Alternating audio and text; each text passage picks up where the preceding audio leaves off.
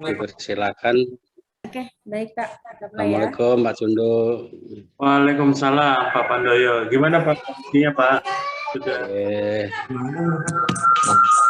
Ya makan yang masih belum enak. Istirahat. Rasanya masih. Oke Pak Jundo. Ya. Silakan Mbak Ines diagendakan. Bismillahirrahmanirrahim. Assalamualaikum warahmatullahi wabarakatuh. Waalaikumsalam warahmatullahi wabarakatuh. Selamat pagi Bapak-Bapak semuanya. Semoga kita dalam keadaan sehat dan senantiasa diberikan kemudahan dan kelancaran dalam menjalankan aktivitas. Amin. Puji syukur marilah kita panjatkan kehadirat Allah Subhanahu wa taala yang memberikan nikmat iman sampai dengan saat ini kita bisa menghadiri pertemuan pada agenda hari ini, yaitu sidang tesis pada hari Kamis 10 Februari 2022. Salawat dan salam marilah kita sampaikan ke junjungan Nabi kita Muhammad SAW. Semoga kita mendapatkan syafaat di yaumil akhir. Amin. Ya, sebelum kita memulai acara kita hari ini, yaitu sidang tesis Kamis 10 Februari 2022, marilah kita buka acara ini dengan pembacaan Al-Fatihah.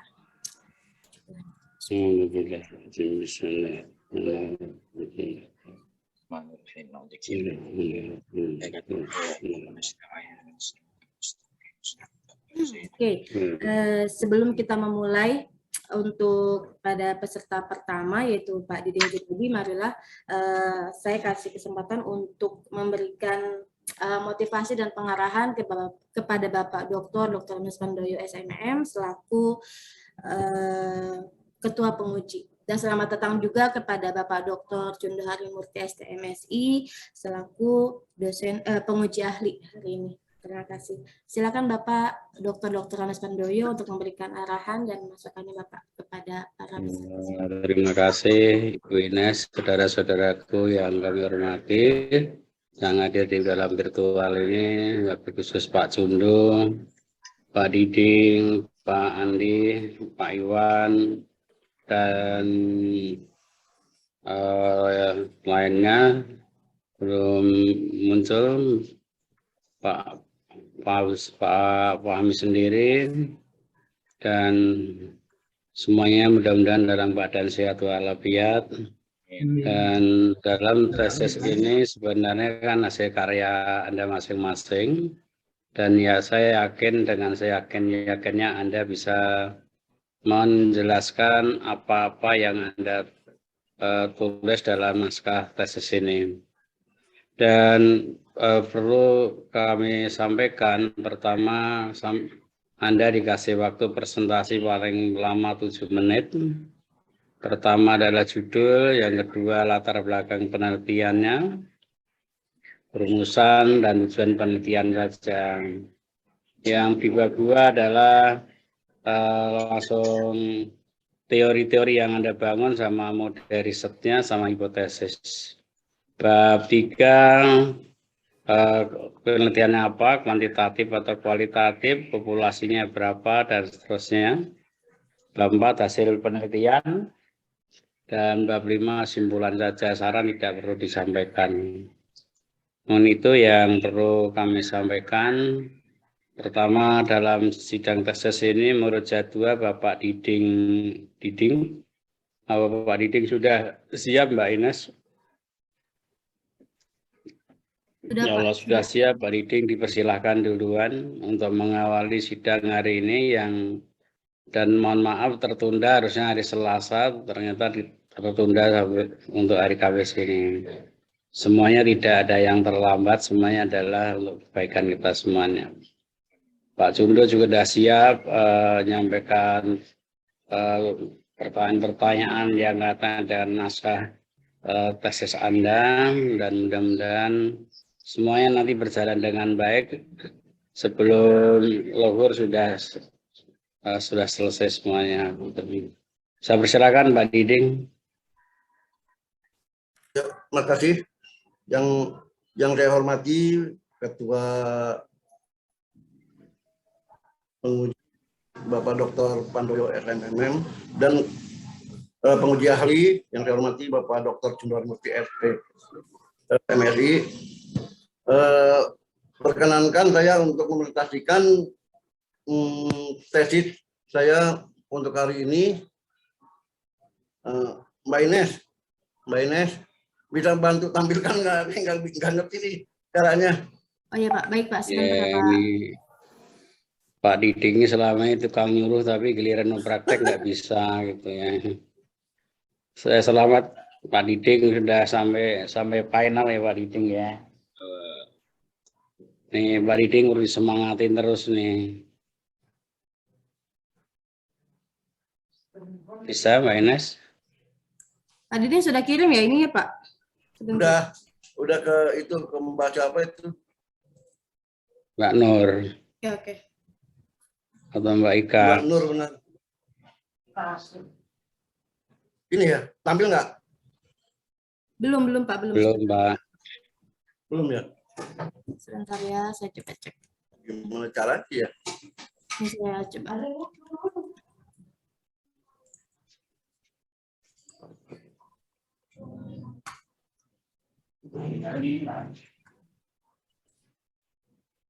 Oke. Saya bantu share screen ya Pak.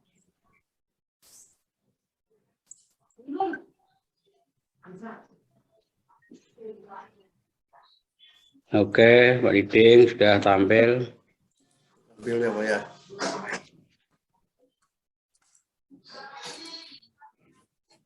Baik, akan saya mulai di tesis saya hari ini dengan judul pengaruh kualitas sumber daya manusia dan sarana prasarana terhadap produktivitas perguruan tinggi swasta. Studi kasus Institut Jami Kampus Pangkalan Asem Jakarta. Untuk latar belakang mengacu pada Permendikbud nomor 44 tahun 2012 tentang SNPT pada pasal 32 tentang standar sarana pembelajaran dan beberapa standar minimal institut masih belum dapat ya Pak, memenuhi seperti Kan Pak Diding. masih belum dapat memenuhi seperti sarana olahraga, sarana kesenian, fasilitas umum dan sarana teknologi informasi dan komunikasi. Sangat ini kelihatan ya. Sangat Kelihatan nggak, Pak? mahasiswa dan aktivitas akademika yang sejak di bangku kuliah harus terbiasa dengan keterampilan teknis sesuai dengan program yang ada. Salah satu tolak ukur peningkatan kinerja Jami adalah sumber daya manusia yang berkualitas dan unggul dalam segi akademik, pemberian pelayanan kepada aktivitas akademika, hingga performa pribadi yang menjadi ciri khas karyawan Institut Jami yang memiliki etika moral dan intelektual tinggi. Institut Jami untuk saat ini masih 90% mengandalkan seluruh pembiayaan dari SPP mahasiswa. Hal ini menyebabkan proses pengembangan sarana prasarana hingga peningkatan kualitas SDM menjadi kendala tersendiri dan sulit untuk melakukan akselerasi. Ines, berangkat dari latar belakang di atas, maka perumusan masalah dalam penelitian ini adalah sebagai berikut. Seberapa besar pengaruh SDM terhadap produktivitas Institut Jami Kampus Pangkalan Asem Jakarta? 2. Seberapa besar pengaruh sarana prasarana terhadap produktivitas Institut Jami Kampus Pangkalan Asem Jakarta? 3. Seberapa besar pengaruh SDM dan sarana prasarana secara simultan terhadap produktivitas Institut Jami? Kajian literatur, pengertian administrasi menurut Undang Pesiagian. Administrasi adalah semua bentuk dari proses kerjasama antara dua individu dan atau lebih atas dasar rasionalitas terpilih untuk mencapai tujuan yang telah dipilih sebelumnya. Pengertian administrasi publik menurut Rosenblum, administrasi publik merupakan pemanfaatan teori-teori dan proses-proses manajemen politik dan hukum untuk memenuhi kegiatan pemerintah di bidang legislatif, eksekutif, dan rangka dalam rangka fungsi-fungsi pengaturan dan pelayanan terhadap mahasiswa terhadap masyarakat secara keseluruhan atau sebagian. Kualitas sumber daya manusia SDM yaitu suatu strategi perencanaan, pelaksanaan, dan pemeliharaan yang bertujuan dalam mengelola manusia atau karyawan agar memiliki kinerja usaha yang maksimal, termasuk pada kebijakan pengembangan serta proses untuk mendukung strategi. Kualitas sumber daya manusia adalah tingkat pengetahuan, kemampuan, dan kemauan yang dapat ditunjukkan oleh SDM. Tingkat itu dibandingkan dengan tingkat yang dibutuhkan dalam waktu ke waktu, dari waktu ke waktu oleh organisasi yang memiliki SDM tersebut. Penentuan kualifikasi SDM ini bukan saja untuk kemampuan keterampilan dan keahlian tenaga kerja atau karyawan, tetapi juga kemampuan manajerial yang berbeda untuk setiap lini. Pengertian infrastruktur dalam sebuah sistem adalah bagian-bagian berupa sarana dan prasarana atau jaringan yang tidak terpisahkan satu sama lain. Terdapat 3 jenis infrastruktur: infrastruktur keras, infrastruktur non-fisik, dan infrastruktur lunak. Istilah infrastruktur dalam penelitian ini lebih mengarah ke infrastruktur teknis dan fisik yang mendukung jaringan struktur seperti fasilitas ruang kelas, area parkir perpustakaan, unit-unit kegiatan mahasiswa, fasilitas kelistrikan dan elektronik, dan beberapa sarana-prasarana pendukung lainnya yang dapat memperlancar proses belajar, mengajar, dan penerapan tridharma perguruan tinggi. Produktivitas adalah meningkatnya output atau hasil yang sejalan dengan input atau masukan. Jika produktivitas naik, ini hanya dimungkinkan oleh adanya peningkatan efisiensi waktu, bahan, dan tenaga, dan sistem kerja, teknik produksi, dan adanya peningkatan keterampilan dari tenaga kerjanya. Produktivitas diartikan sebagai meningkatnya hasil kerja yang dipengaruhi oleh kemampuan para karyawan atau input dan menghasilkan sebuah barang atau jasa atau output.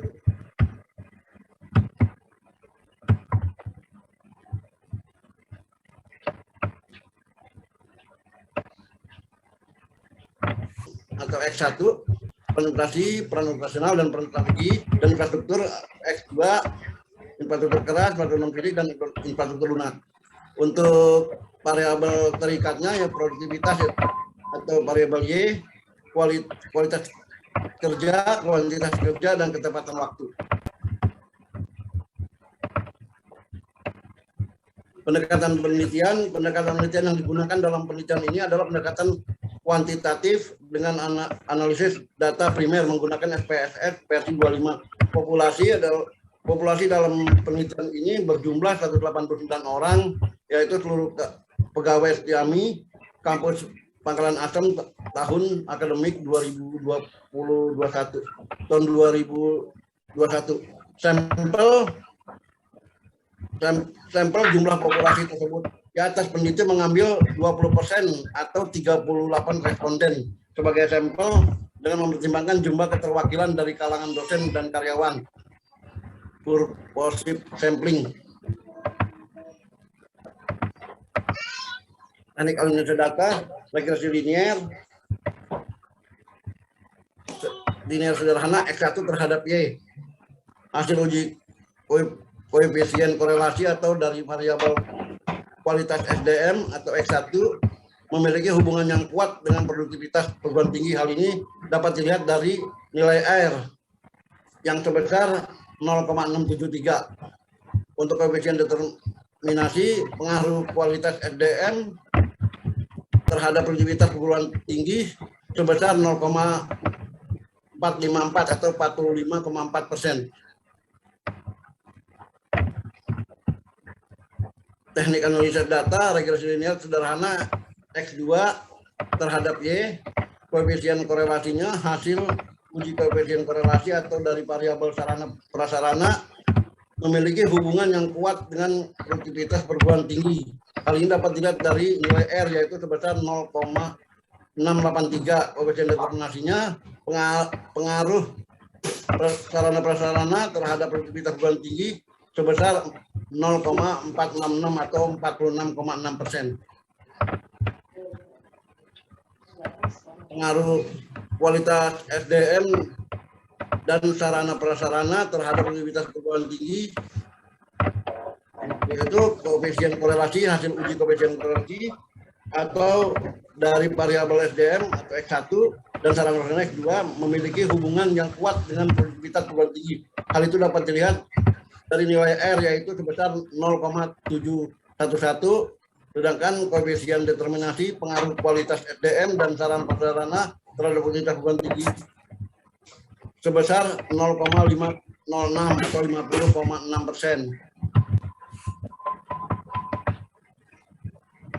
Kesimpulan nggak ada Pak ya? Akan Saran kualitas sumber daya manusia berpengaruh signifikan terhadap kinerja institut kami Kampus Pangkalan Asem Jakarta sebesar 0,454 atau 45,4%, sementara sisanya sebesar 54,6% dipengaruhi faktor lain di luar kualitas SDM. Sarana prasarana berpengaruh signifikan terhadap produktivitas perguruan tinggi sebesar 0,446 atau 44,6%, sementara sisanya sebesar 55,4% dipengaruhi faktor lain di luar sarana prasarana. Kualitas SDM dan sarana prasarana berpengaruh signifikan terhadap produktivitas perguruan tinggi sebesar 0,506 atau 50,6%, sementara sisanya sebesar 49,4% dipengaruhi faktor lain di luar kualitas SDM dan sarana dan prasarana. cukup Pak Diding. Baik,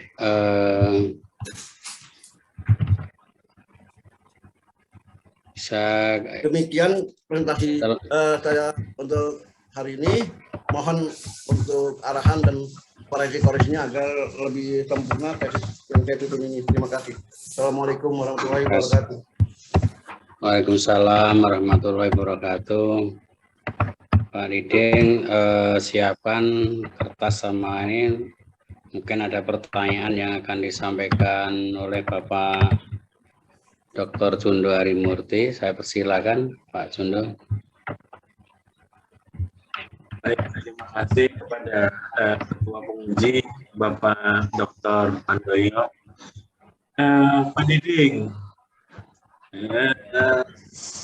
saya mau mengucapkan selamat dulu. Jadi akhirnya sampai pada titik yang pencapaian yang memang ujungnya. Oke, Pak Diding kan ada terdengar suara saya Pak Diding? Enggak kedengeran ya? Iya, di sini jelek Pak, sinyal putus. Sinyal jelek. Ya Pak, coba aja Pak. Coba aja ya. Ya udah. Pak Diding variabelnya 3 atau 4? 3 Pak. 3. Baik. Dua bebas, 1 terikat. Terikat ya. Oke, nanti mungkin akan dipertajam oleh Ketua Penguji. Kalau saya nggak salah 4 ya Pak Pandoyo ya. Oke, tapi ya, ini karena ini Pak Diding stok 3 tahun yang lalu Pak, jadi yang ini semangatnya Pak Diding. Baik Pak. Kan terkait kualitas SDM, sarpras sama produktivitas. Ini sebagai saksi sejarah nih dari Setiami, ya kan? Boleh nggak diceritakan kualitas SDM itu dari dulu, sekarang tuh ada peningkatan, atau biasa-biasa aja, sarprasnya tuh makin baik, atau biasa-biasa aja. Nah, Baik Pak. Kalau saya ceritakan mungkin Pak Pando juga tahu ya. Dari awal-awal kami di Salemba itu lebih cenderung ke kekeluargaan Pak. Jadi kalau ada apa-apa, jadi santai lah untuk mengerjakan sesuatu. Nggak bisa gerak cepat. Sejak sekarang ini masuk dari grup LP3 itu kita mulai berlari pada situ. Kita digenjot berlari untuk mencapai tujuan bareng-bareng. Kalau dulu ya masih kekeluargaan karena memang dikelola oleh keluarga besar. Gitu. Sarprasnya meningkat nggak Pak? Oh meningkat Pak, meningkat. Meningkat itu kan dari kalau dulu kan untuk mendapat mahasiswa puluhan atau bahkan ratusan itu sulit banget Pak. Sekarang udah dengan kampus-kampus pengembangan, dengan koneksi-koneksi hubungan kayak semacam program bagian keuangan kita udah terkoneksi di semua cabang atau kampus pengembangan. Itu saya rasa itu udah bagus itu. SDM-nya juga udah makin meningkat Pak. Jadi makin baik ya, karena ini Iya makin baik Pak. Objektif dari saksi sejarah ini ya. Jadi dari zaman Salemba pindah ke Pangkalan Asem ya, terus tambah kampus perluasan, terus kemudian vokasi buka di Cakung sekarang ya Pak Diding ya. Jadi benar-benar saksi sejarah yang menyaksikan. Baik Pak Diding. Pak Diding, nggak banyak dari saya, mungkin hanya ada 2 masukan. Yang pertama, nanti Pak Diding di ini saya share screen ya. Ini Pak Diding, nanti dibuatin tabelnya penelitian terdahulu ya. Jadi kayak gini kira-kira contohnya Pak Diding. Nah, dibuat kayak gini Pak Diding. Yang udah Pak Diding tulis, jangan dihapus, tinggal ditambahin tabel aja kayak gini ya. Baik. Itu. Terus. Baik. Ungkapi Pak.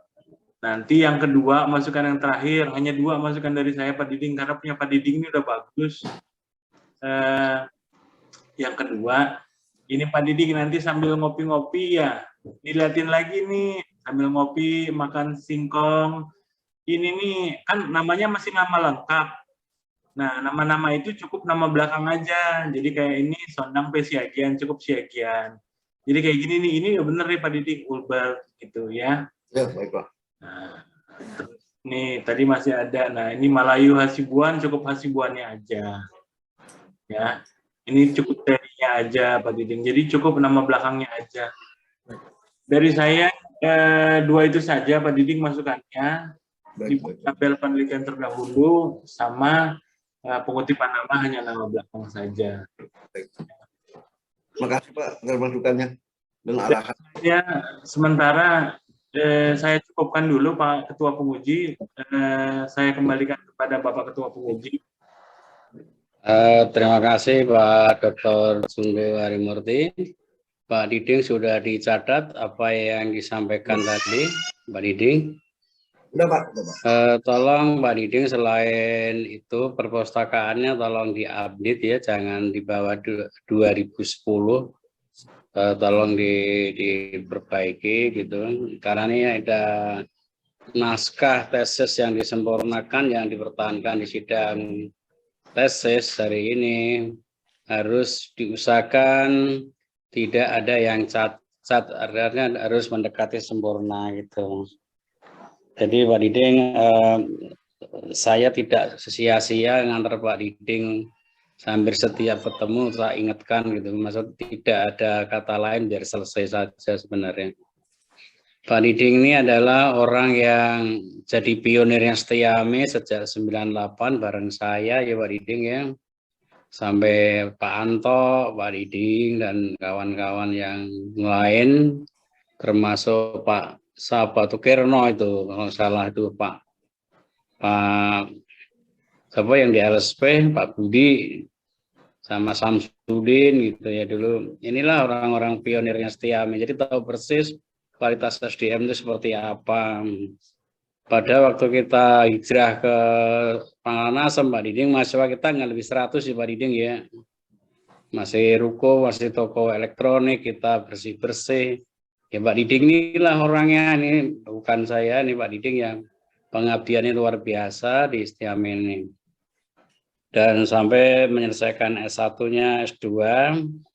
Dan ini penelitian Bapak ini sangat menjiwai apa yang ada di Setiame sekarang. Tadi dari dijawab oleh Pak Diding.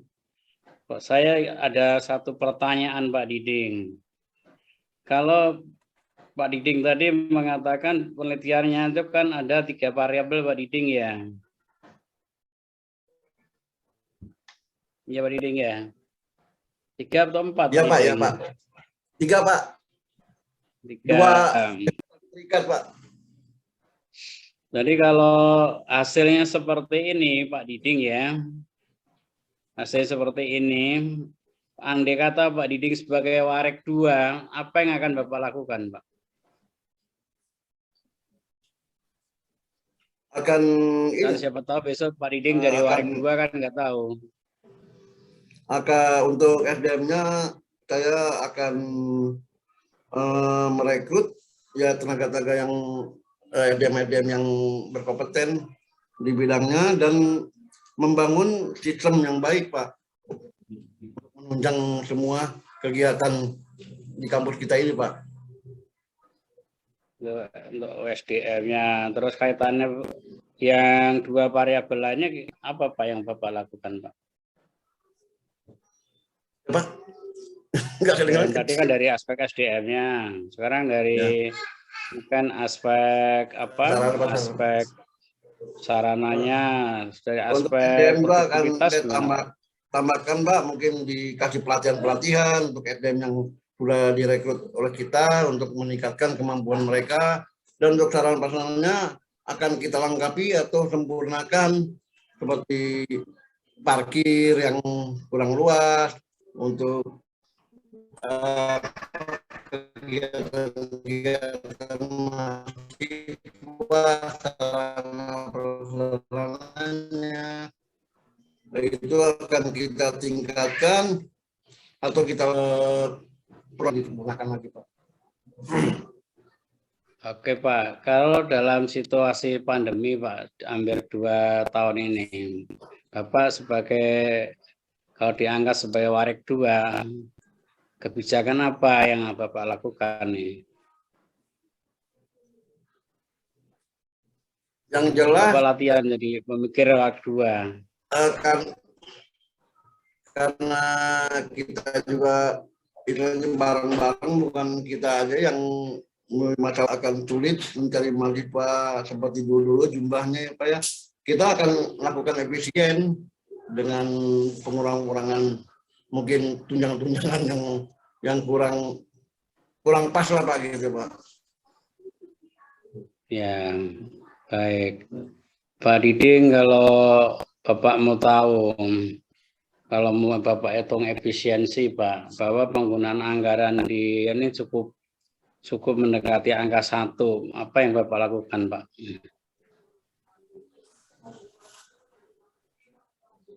Ini kan Bapak katanya SDM nih Pak. Jadi belanja pegawai di Pangkalan Asem itu mendekati angka 1. Kira-kira apa yang Bapak lakukan Pak? Untuk ke depan ini kan pandemi kan nggak tahu sampai selesainya kapan, belum tahu. Sedang jumlah mahasiswa jumlahnya tidak terlalu mengalami kenaikan yang besar. Sedang budget kan tidak harus dikurangi. Apa yang Bapak harus lakukan gitu? Silakan Pak Diding. Ini nggak ditesis, nggak ada, tapi ada hubungannya dengan penelitian Bapak. Kami kalau sebagai Warik 2 akan mengambil keputusan atau kebijakan, yaitu mungkin akan menutup bagian-bagian yang memang sudah kurang diperlukan lagi lah di kami Pak. Dan mungkin akan kalau bahasa yang kasar mungkin akan merumahkan sebagian Pak, karena memang kita juga kan udah dengan program-program komputer kita sangat terbantu, sekarang efisien bisa secara normal. Untuk baik Pak, kita akan belanja yang benar-benar urgent dan yang benar-benar dibutuhkan Pak. Jadi ada jadi efisien Pak untuk pengeluaran. Saya pikir Pak Diding ucapannya tepat sekali. Jadi harus, karena dengan COVID ini kan suka nggak suka, enak nggak enak kan harus berbasis IT ya Pak. Ya, Pak Diding ya. 2 juga harus mengevaluasi seperti mungkin kalau dulu misalnya butuhkan orang 10 atau ada 10 kan gitu Pak Diding ya. Nah itu ada namanya melakukan efisiensi. Mungkin dari mana dimulai? Tentunya dari pihak-pihak freelance mungkin akan di sementara akan ditiadakan dulu barangkali ya. Betul. Itu pun ini kan ide Pak Diding, artinya perlu di ini. Saya persilakan dari pembimbing Pak Dian yang mewakili, ada nggak Pak Dian? Pak Dian, sudah ada Pak?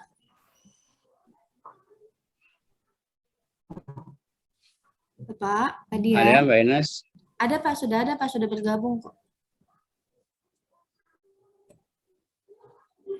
Pak Dian Wahyudin.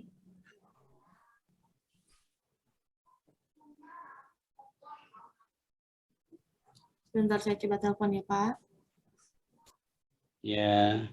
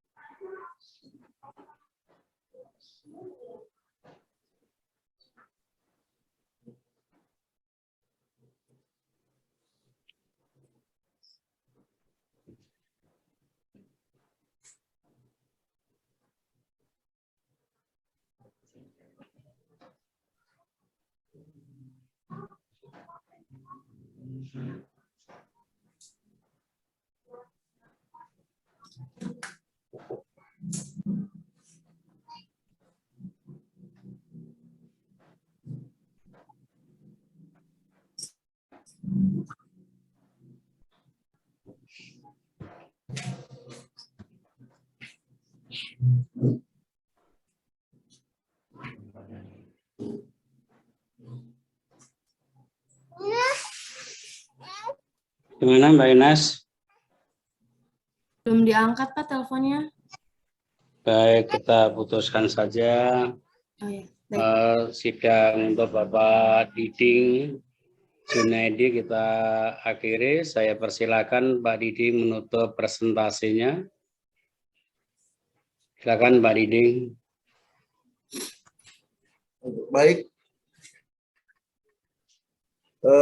Terima kasih atas arahan, masukan, dan koreksi-koreksi yang Bapak penguji telah berikan agar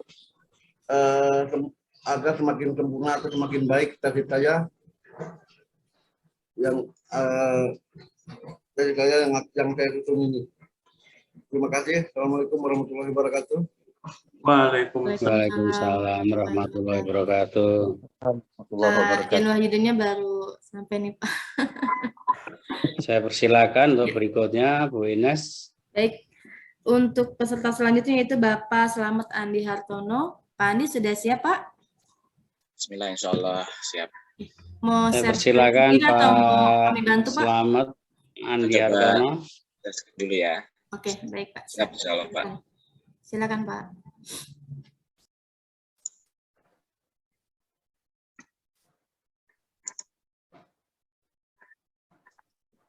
Baik, bismillahirrahmanirrahim. Assalamualaikum warahmatullahi wabarakatuh. Waalaikumsalam warahmatullahi wabarakatuh. Program Pasangan Bapak Dr. Bandoy SMM. Yang saya hormati penguji ahli sekaligus Parkir 3 Bapak Dr. Junda Harimuti STMSI. Yang saya hormati Mbak Ines dan teman-teman semua.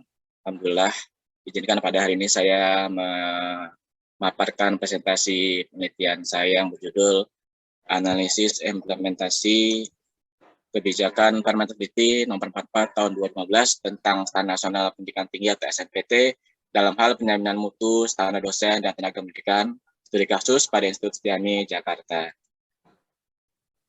Latar belakangnya adalah adanya jumlah perguruan tinggi di Indonesia yang cukup banyak, sekitar 3.947 PTS dan 3 PTN. Kemudian adanya upaya pemerintah menjaga mutu pendidikan, khususnya perguruan tinggi di Indonesia.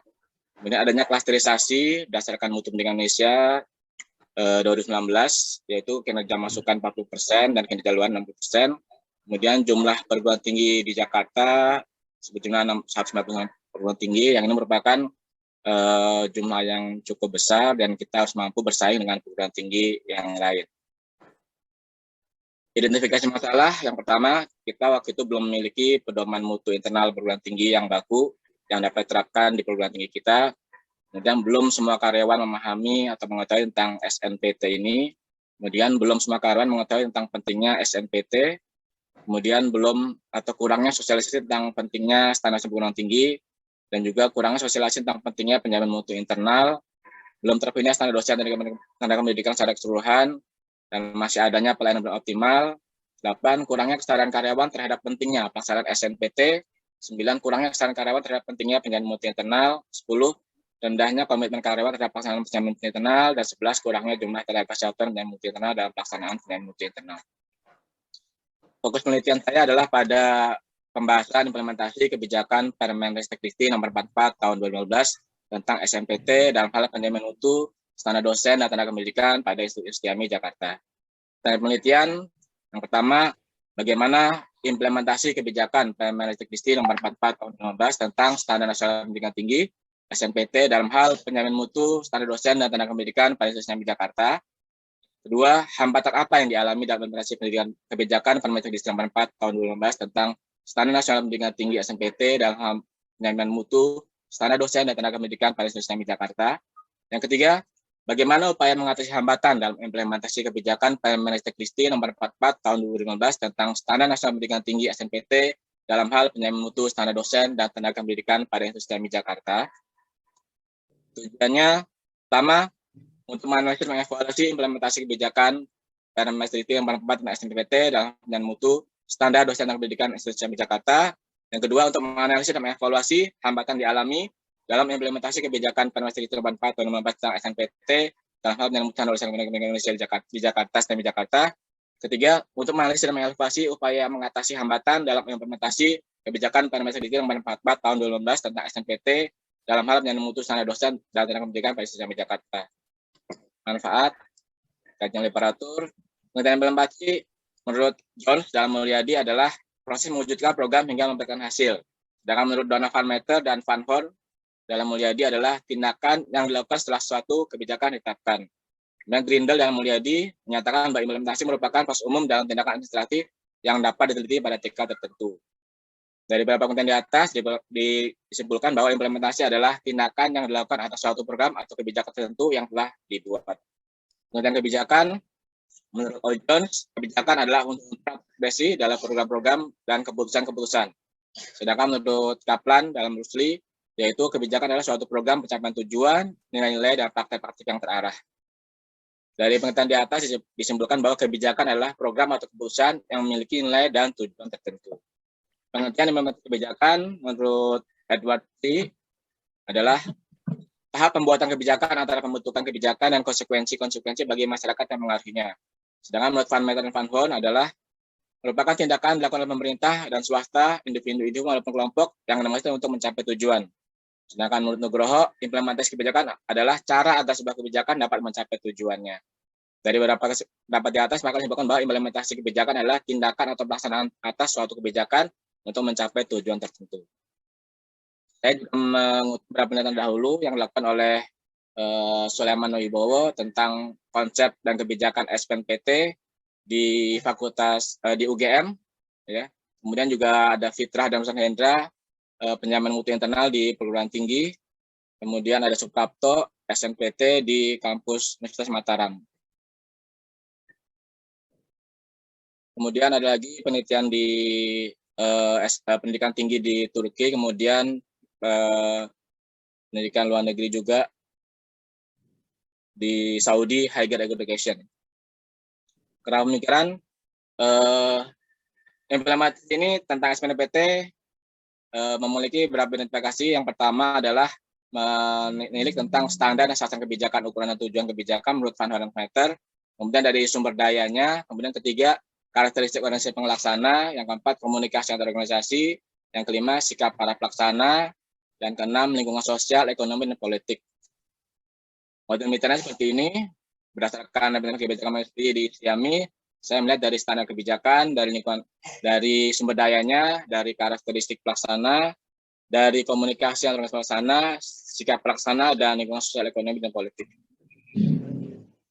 Metode kualitatif yang saya maksudkan agar dapat lebih mendeskripsikan, menggambarkan secara sistematis, secara faktual dan akurat mengenai fakta implementasi kebijakan Permendikbud 44 dalam hal penilaian mutu, standar dosen dan pendidikan di institusi kami Jakarta. Informannya ada 4 orang, dari Ki-nya adalah Ki Informal SPMI, kemudian Kepala SPME, Wakil Ketua 1, serta Kepala Bagian SDI. Dari umum datanya, wawancara terbuka, observasi, studi kepustakaan, dan triangulasi. Dari pengolahan data, membaca data, coding data, deskripsi, menyajikan kembali, serta mengitasi memaknai data. Hasil penelitian. Yang pertama, mengenai standar dasar kebijakan, kriteria tentang, sudah ada tentang kriteria minimal tentang dosen dan tenaga pendidikan, yaitu dalam pemenuhan standar capaian pembelajaran. Kemudian menjamin agar pembelajaran program studi berjalan dengan baik, penelitian dengan baik, dan masyarakat dengan baik, dilaksanakan di seluruh perguruan tinggi di Indonesia.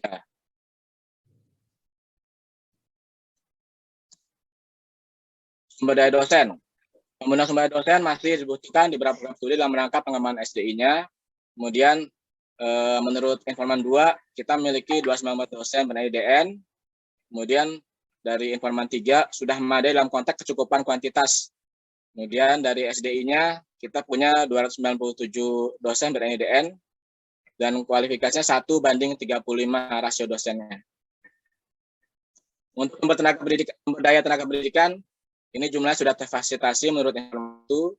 Kemudian Informan 2, Tendik di institusi kami rata-rata minimal ijazah diploma 3 atau SMA yang berstatus mahasiswa. Tenaga teknik memiliki sertifikasi sesuai dengan keahliannya masing-masing.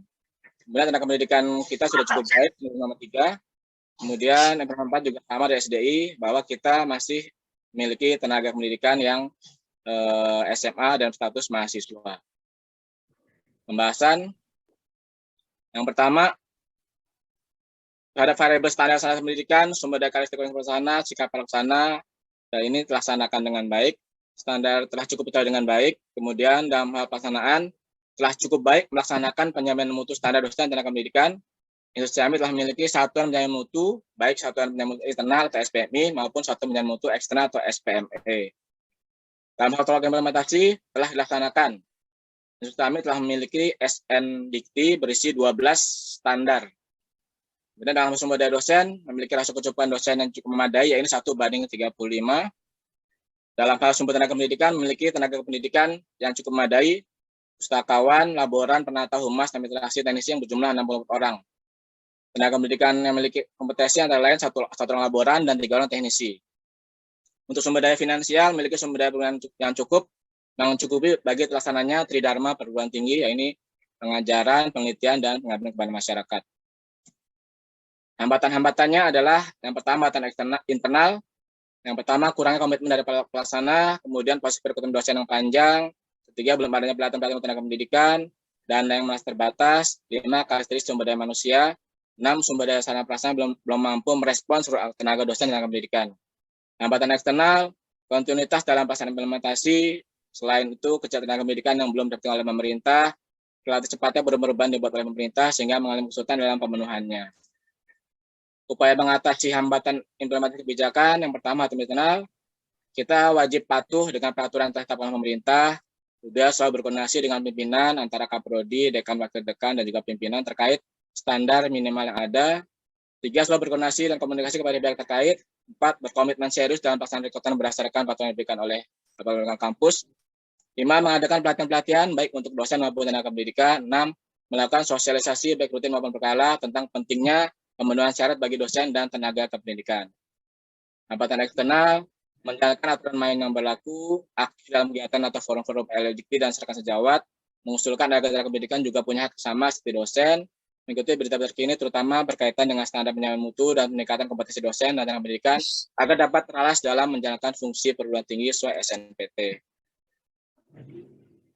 Kesimpulan, berdasarkan pertanyaan penelitian dapat disimpulkan beberapa hal. Yang pertama, implementasi kebijakan Permendikbud nomor 44 tahun 2015 tentang SNPT dalam hal penjamin mutu standar dosen dan tenaga pendidikan pada institusi kami telah berjalan dengan cukup baik. Institusi kami telah memiliki bagian yang mengawasi penjamin mutu setelah memiliki pedoman penjamin mutu. Dua, hambatan dialami dalam implementasi SBMPT ini adalah berupa hambatan internal dan hambatan eksternal. Hambatan internal antara lain kurangnya komitmen para pelaksana, proses rekrutan dosen yang panjang, belum adanya pelatihan-pelatihan untuk pendidikan, karakteristik sumber daya manusia yang kurangnya respon dari dosen pendidikan, dan masih belum terpenuhinya sumber daya sarana prasarana. Tiga, upaya yang dilakukan untuk mengatasi hambatan internal adalah dengan cara mematuhi peraturan telah dibuat oleh pemerintah, berkoordinasi dengan pimpinan, juga Kaprodi, Dekan, dan Wakil Dekan terkait standar minimal ada, melakukan koordinasi dan komunikasi kepada terkait, berkomitmen serius dalam pelaksanaan rekrutmen berdasarkan pelatihan di kampus, mengadakan pelatihan-pelatihan untuk tenaga dosen maupun tenaga pendidikan, status menerus melakukan sosialisasi pentingnya standar mutu dosen dan tenaga pendidikan. Sedangkan upaya eksternal menghadapi hambatan eksternal adalah menjalankan aturan main yang berlaku, aktif dalam kegiatan dan forum RMK sejawat, serta mengusulkan agar tenaga pendidikan juga punya hak sama sebagai dosen, serta selalu mengikuti berita-berita update, terutama berkaitan dengan standar mutu dan peningkatan kompetensi dosen dan pendidikan agar dapat selaras dalam menjalankan fungsi yang tinggi sesuai SBMPT. Sekian Pak, paparan dari saya yang mungkin jauh dari sempurna. Untuk saya mohon arahan masukan dari Ketua Pengujian juga penguji ahli. Sekian, Assalamualaikum warahmatullahi wabarakatuh. Terima kasih Pak Slamet atas presentasinya yang mengangkat topik mengenai sistem mutu perguruan tinggi. Tentunya adalah suatu hal yang sangat baik sekali. Mudah-mudahan hasil penelitiannya ini bermanfaat bagi kita semuanya gitu. Pak Slamet, tentunya hasil penelitian itu kan berangkat dari fenomena risetnya ya Pak ya. Kalau saya tanya Bapak buktikan di mana hasilnya tuh Pak? Bapak buktikan bahwa itu penelitian Bapak itu berhasil atau punya novelty dari penelitian Bapak ini Pak? Iya Pak, kalau saya melihat dari itunya Pak, dari SPMI yang kita miliki ya, SPMI kita miliki itu memang kemarin itu kalau bicara dengan personalnya memang memiliki kendala ketika penerapan dalam penjamin mutunya Pak. Ya, ketika di bagian prodi mungkin kurang support terhadap SPMI dalam hal penjamin dosennya, misalkan ada dosen-dosen terutama mungkin dalam beberapa hal yang mungkin belum sesuai dengan standar. Ya, ada dosen yang belum S2 tapi sudah bisa mengajar, atau ada dosen di pascasarjana juga mungkin statusnya itu masih belum doktor Pak waktu itu Pak. Ini merupakan itu data tahun berapa itu? Ketika saya nulis tahun 2019 Pak, 2019 ya. Ya. Harusnya Bapak risetnya harusnya tahun 2020 minimal ya, 21 waktu itu. Nanti kalau setahu saya di S2 tidak ada lagi yang namanya pendidikan S2, ngajar S2 sudah tidak ada gitu ya. Saya keluarkan semua itu. Ya, pertanyaan saya tadi Pak. Kendalanya masih ada di Forlabik itu, masih masuk kemarin tuh Pak. Ya saya terserah, nanti tanyakan Pak Dian yang tahu datanya itu. Ya mungkin sekarang sudah sedangkan ini gitu ya. Karena data sudah saya anulir semua gitu. Pertanyaan saya belum terjawab sama sekali. Dengan penelitian Bapak ini jawabannya di mana hasil atau novelty-nya itu Pak? Ya setahu saya ini belum pernah diangkat Pak ya di STIAMI Pak mengenai penjamin mutu kita gitu Pak. Nah, makanya saya coba diangkat di sini agar ini jadi concern kita semua bahwa penjamin mutu di STIAMI itu sangat-sangat penting dan diperhatikan dengan lebih baik lagi gitu Pak. Jadi Pak Andi mungkin dengarkan baik-baik pertanyaan saya. Hasil penelitian Pak Andi ini terbukti atau tidak? Kan itu saya tanyakan di mana hasil penelitian Bapak itu membuktikan bahwa penelitian Bapak itu ada hasilnya. Sudah Pak, kita sudah memiliki bagian yang namanya SPMI dan juga sudah memiliki buku panduan penjaminan mutu dari SPMI. Yang saya tanyakan hasil resepnya Bapak, bukan buku panduan. Buku panduan itu kan produk dari lembaga. Yang saya tanya itu penelitian Bapak. Penelitian Bapak bukan menjelaskan ada buku, ada tidak. Tapi hasilnya seperti apa? Itu yang saya tanyakan. Ya, bahwa hasilnya selama ini memang telah dilakukan upaya-upaya penjaminan mutu di institusi kami yang dilakukan oleh bagian-bagian terkait seperti SPMI dan juga di SDI. Di SPMI itu berkaitan dengan penjaminan mutu secara keseluruhan, itu mengenai dosen dan juga pengajaran, penelitian, PKM dan sebagainya. Dan itu didukung oleh bagian-bagian lain seperti Prodi yang berkaitan dengan masalah dosen, kemudian SDI berkaitan dengan pendidikan juga dosen. Jamin sederhana. Bapak di pembahasan itu apa yang Bapak bahas? Itulah hasil penelitian Bapak. Bukan buku pedoman, ngapain diungkap? Ya kan, Salah kan satu riset. hasilnya Pak, salah satu sudah terlaksana adalah adanya. Hasil riset itu adalah karya ilmiah Bapak, bukan pedoman yang Bapak sampaikan. Itu bukan penelitian itu. Saya persilakan Bapak Dr. Sundu untuk melengkapinya atau menambah ini ya Pak Sundu. Silakan Pak Dr. Sundu. Baik, terima kasih kepada Ketua Penguji Bapak Dr. Pandoyo. Pak Andi, Pak, akhirnya di titik yang didambakan. Karena saya ingat waktu kita zamannya masih panitia ya Pak ya, ngoyak-ngoyak Pak Andi selesai S1 itu, nah akhirnya sekarang melewati sidang tesis dan saya memahami kesibukannya di tengah-tengah kesibukan kemahasiswaan yang notabene sebenarnya semua dihandle Pak Andi ya. Itu. Oke Pak Andi, apa yang mendasari Pak Andi untuk kemudian meneliti terkait kualitas dosen di Stiami, hubungannya dengan SNPT, kemudian kaitannya dengan Permenristek nomor berapa tadi, 4 atau 14 ya? Nomor 44 2015. Sorry, 44. Nah, ada hal urgent apa yang kemudian mendasari Pak Andi meneliti itu? Jadi kaitannya terkait yang ditanyakan Pak Ketua Penguji terkait novelty-nya. Ya kan? Nah, jadi kenapa Pak Andi mencoba mengangkat ini? Ada keresahan atau mungkin ada permasalahan apa? Ya, berkaitan dengan standar nasional, kan kita ketahui bahwa setiap perguruan tinggi itu tuh selalu memperbarui dan memperbaiki kualitas dosen dan juga tenaga pendidikan. Nah, saat itu memang saya melihat adanya hal yang tadi saya sebutkan di depan, adanya beberapa hal yang mungkin belum sesuai dengan kondisi kita, Pak. Pada saat itu masih ada dosen-dosen yang mungkin belum S2 sudah mengajar di S1 atau dosen yang belum doktor itu namanya masih muncul di Forlabdikti ya. Walaupun secara notabene itu sudah berlangsung lama dan belum sempat dihilangkan pada waktu itu. Tapi saya lihat saat ini mungkin sudah lebih baik sudah dihilangkan. Yang pertama mengenai dosen, kemudian kedua mengenai tenaga pendidikan. Ini juga hal yang sangat penting karena ternyata menurut SNPT tenaga pendidikan itu juga harus bersertifikasi. Nah, sedangkan saya lihat di Stiami itu mungkin masih belum banyak tenaga pendidikan yang mendapat sertifikasi kompetensi.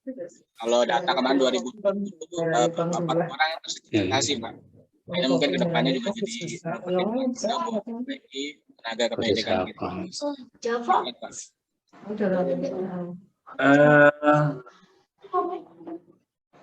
Masukan yang bisa dapat dilakukan langsung, karena saya lihat informannya bagus-bagus nih Pak, langsung dari SPMI, SPME, kemudian pejabat terkait dalam hal ini adalah Warek 1 ya, terus kemudian ada 4, saya lupa satu lagi itu Kabak SDI kalau saya nggak salah.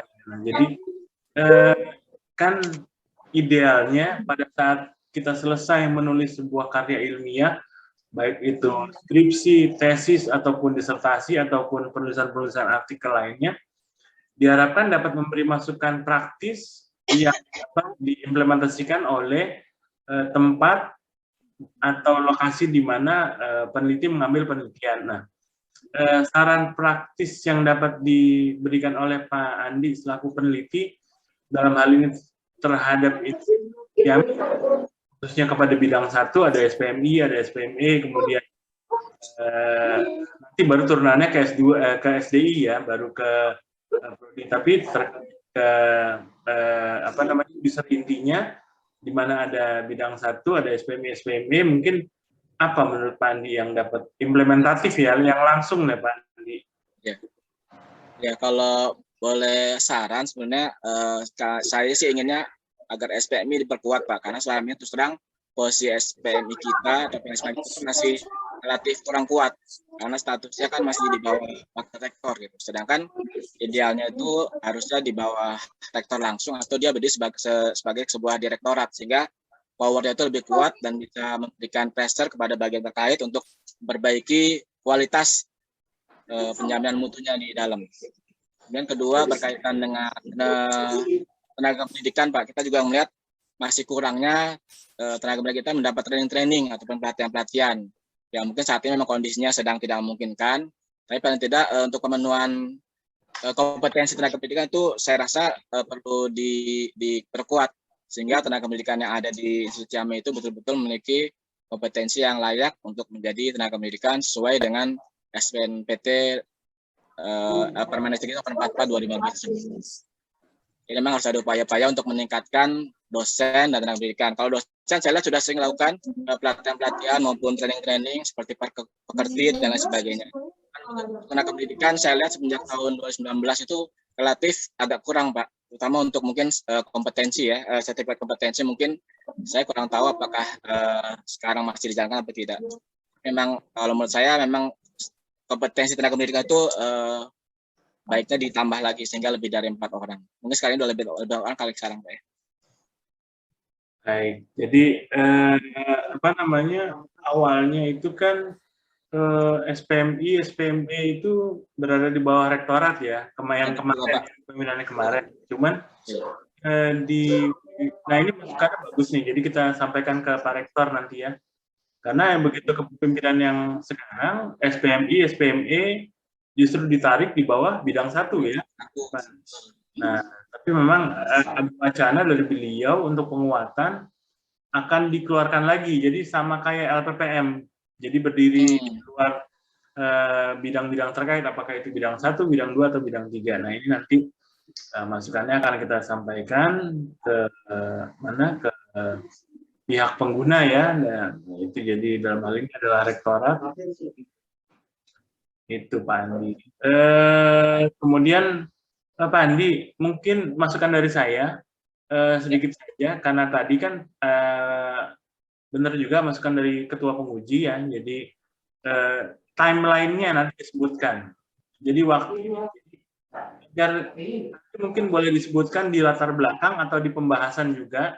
Jadi jangka waktunya, range waktunya, jadi agar tidak ambigu, karena nanti mungkin pada saat tahun 2023 ada yang baca, nah ada yang meminjam Pak Andi sebagai acuan, jadi tesisnya itu nanti dikiranya bahwa pada saat penulisan berjalan tahun 2022 kondisi seperti itu. Jadi timeline-nya disebutkan baik di latar belakang maupun di pembahasan. Jadi cukup disebutkan singkat saja. Jadi misalnya adapun data-data yang digunakan untuk mengolah atau apa ya namanya itu adalah pada saat tahun 2019. Jadi sebelum peneliti melakukan penelitian ini, data itu digunakan sebagai acuan peneliti untuk, nah jadi itu aja Pak Andi ditambahkan itu ya. Kemudian masukan yang kedua, yang terakhir, masukan terakhir adalah pengutipan nama Pak Andi di bab 2 itu nanti coba dilihat lagi. Jadi cukup nama belakangnya aja, karena masih ada beberapa menggunakan nama lengkap. Cukup nama belakang. Oke, mungkin itu saja untuk melengkapi dari apa namanya karya tulis Pak Andi yang baik. Jadi untuk melengkapi agar menjadi paripurna, enggak sempurna tapi paripurna kalau bahasa saya ya. Karena sempurna kan cuman punya Allah sama Andre the Backbone, ya kan? Ya, jadi untuk memparipurnakan. Oke, itu saja Pak Ketua Penguji dari saya. Selanjutnya saya kembalikan ke Pak Ketua Penguji, Bapak Dr. Pandoyo. Terima kasih Bapak Jundo. Terima kasih Bapak Dr. Jundo Harimurti. Dan saya ingin nambahkan Pak Andi, tolong di pembahasan tuh betul-betul bukan sekedar mengutip dari informan. Ya. Ya, jadi di bab pembahasan atau analisis itu mengkonfirmasikan antara kebijakan dengan fakta di lapangan seperti apa. Jadi bukan sekali lagi mengutip langsung dipindahkan, bukan tidak ada analisanya. Ini S2 supaya benar-benar membawa hasil yang lebih baik lagi.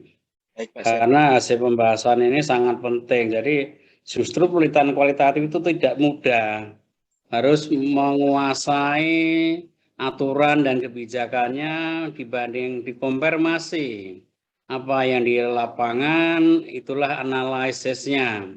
Baru Anda berikan simpulannya, kira-kira gitu nanti Pak.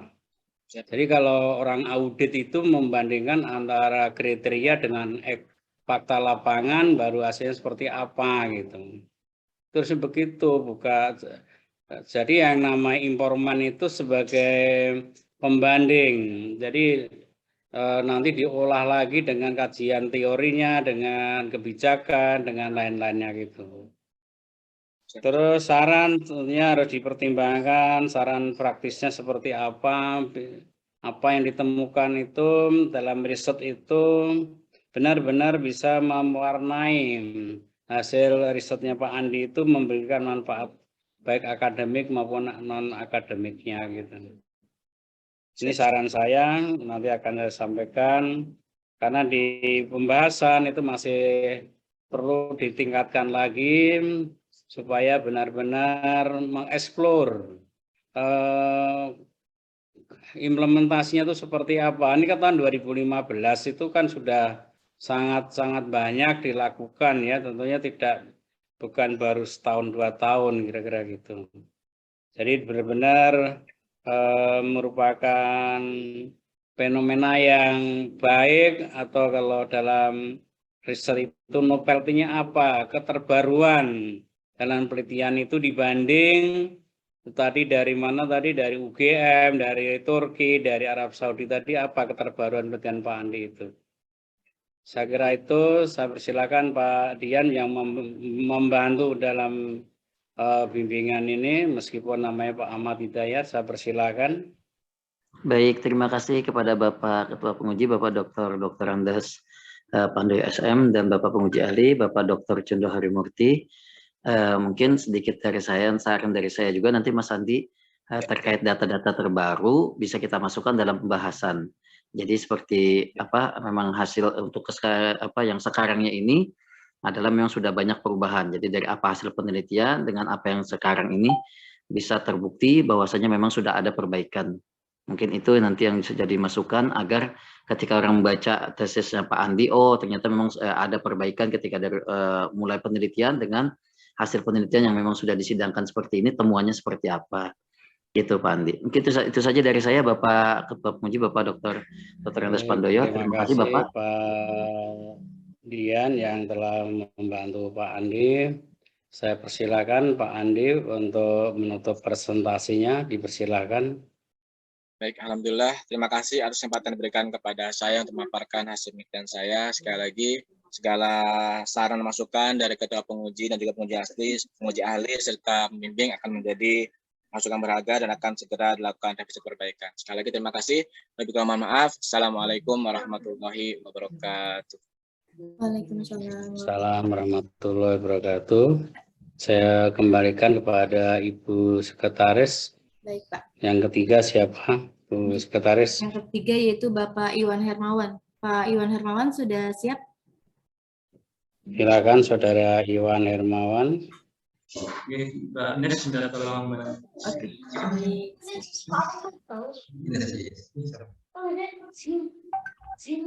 Bismillahirrahmanirrahim. Assalamualaikum warahmatullahi wabarakatuh.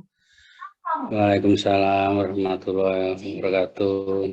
Yang terhormat Bapak Penguji, Ketua Penguji Bapak Dr. Andes Pandoyo SNM, yang terhormat Bapak Penguji Ahli Bapak Dr. Jundo Harimurti STMSI, hormat Bapak Arjad Mahyudin, Bu Ines, dan teman-teman seperjuangan.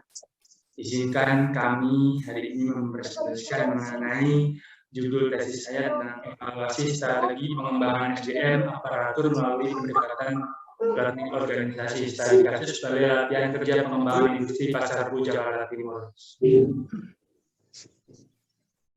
Next, Pak.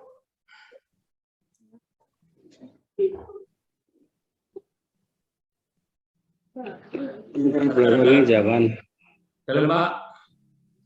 ekstra nggak usah dipresentasikan. Pak, Bismillahirrahmanirrahim. Latar belakang penelitian berdasarkan hasil observasi awal yang ditemukan atas dasar fakta di lapangan terdapat fenomena atas evaluasi strategi pengembangan SDM aparatur melalui organisasi yang belum optimal, yakni banyaknya pegawai yang masih perlu pengembangan baik dalam hal pengetahuan, knowledge maupun keahlian dan keterampilan skill demi meningkatkan kinerja manajemen organisasi dalam hal pengelolaan SDM. Adanya pengembangan SDM yang dilakukan belum memberikan perbaikan kinerja pada suatu perubahan yang signifikan. Kurang mampunya menyerap informasi dan teknologi maju serta kurang memiliki etos kerja dan mental bersaing sehat.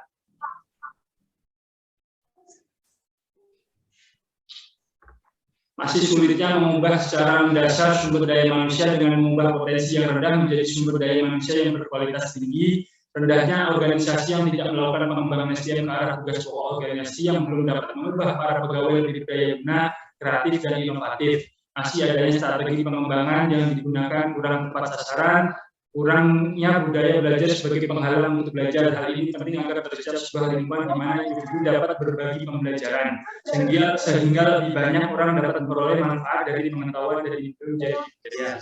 Next.